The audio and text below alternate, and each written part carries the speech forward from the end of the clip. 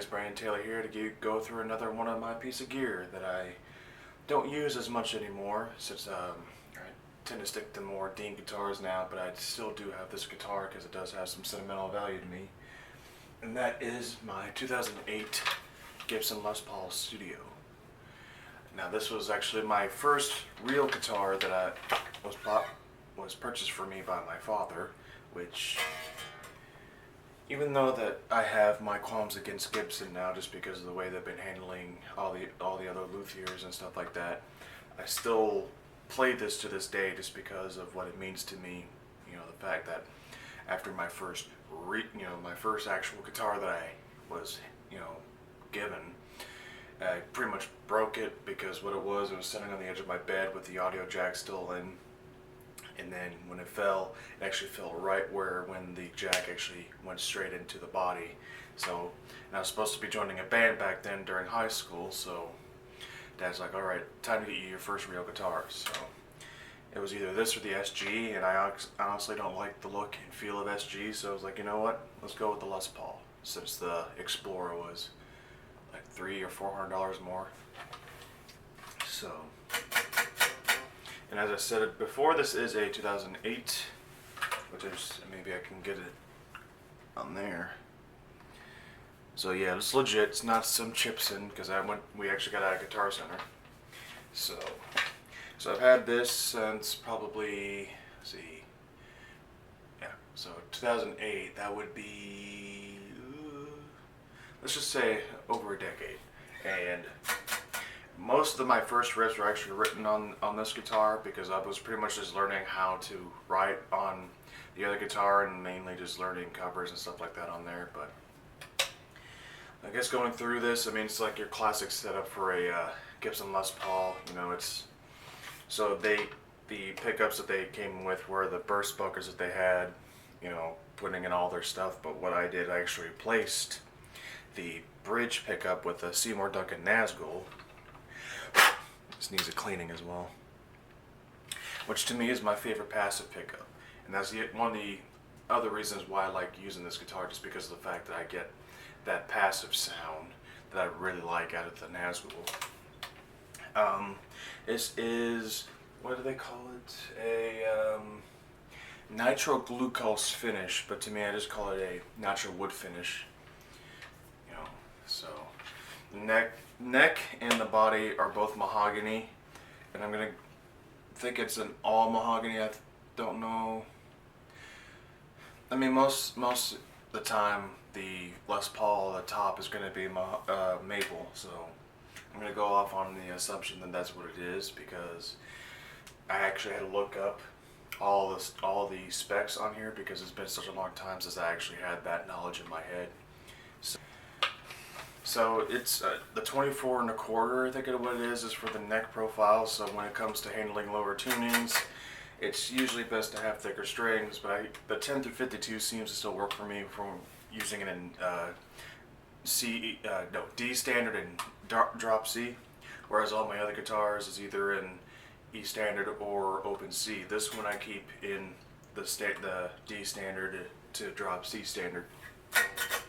And the Tune-O-Matic bridge, which is the classic thing, and then you have the speed knobs, which I don't know why they call it speed knobs because it takes a little bit to turn, and I also don't like the look of these, but I try to keep this guitar pretty much stock to what it was, except for changing out the pickup, because I'm not a big fan of the burst buckers. To me, they're just not as hot as I would want them to be.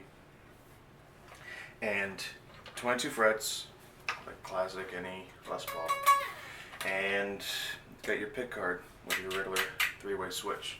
Now with this, I'm gonna go off on my experience of the fact this is when Gibson was starting to go downhill with their quality, because there's some issues that I have with this guitar, and that's the fact. And the main thing is actually the excess ringing of the strings. So if you heard in the playthrough just in the beginning of this video, there was like a lot of underlying string ringing under there, and even during the time when I would actually cover it with a Jimmy clip both here and here, you would still get a lot of noise, and it's usually because of the G string ringing in anytime that I would hit a note, especially if I was chugging.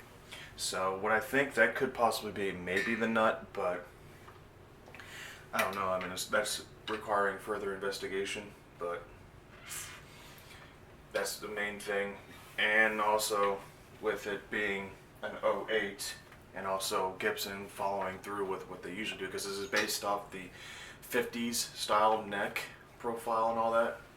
It's where you have this big piece of chunk of wood just in the middle, so it makes it a little bit harder to get up in the higher fret area if you're wanting to solo, which though I usually don't solo. I mean, with me doing the Delphic Argonaut stuff pretty much on my own, I've had to fill that role, but I digress on that. But it's I guess you would call this a glue-down neck.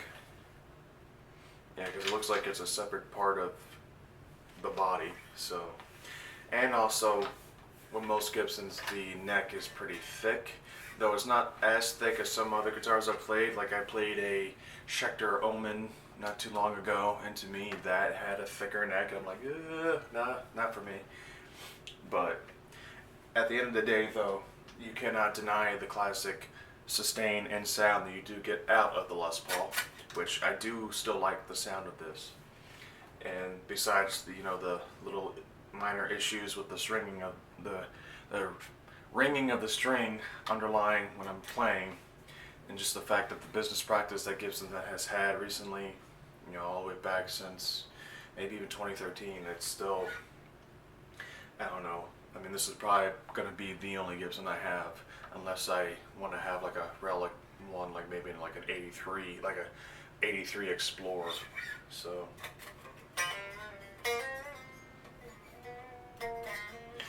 alright, so let's go ahead and play this in a full song and see how it sounds in the mix.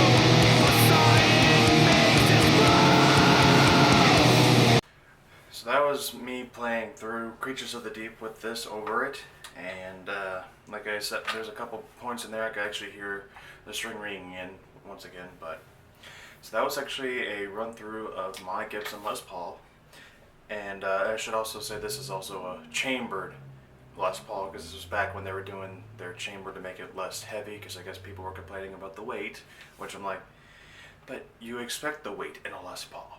So that's another thing that I had a gripe with. But anyway, even with the business practice, just the fact that this was gifted to me by my father back in the day, this holds a lot of value to me personally. So This will probably be the only Gibson I'll ever have in my life from now on, unless, like I said, if I find a Explorer from the actual 80s and have that in my stock. So, but this is Brandon Taylor in another gear review video, I guess. And yeah, that'll be it of it. We'll have videos coming up. This should be posted on Tuesday. We'll have another video up on Thursday. Stay tuned for that. Please subscribe, like, share, comment, so that way we could beat the YouTube algorithm, since it doesn't like videos that only have like a few views. So let's see if we can get this community up and start taking over the world and promoting a positive message. So appreciate your support, guys, as always. Have a good rest of your Tuesday.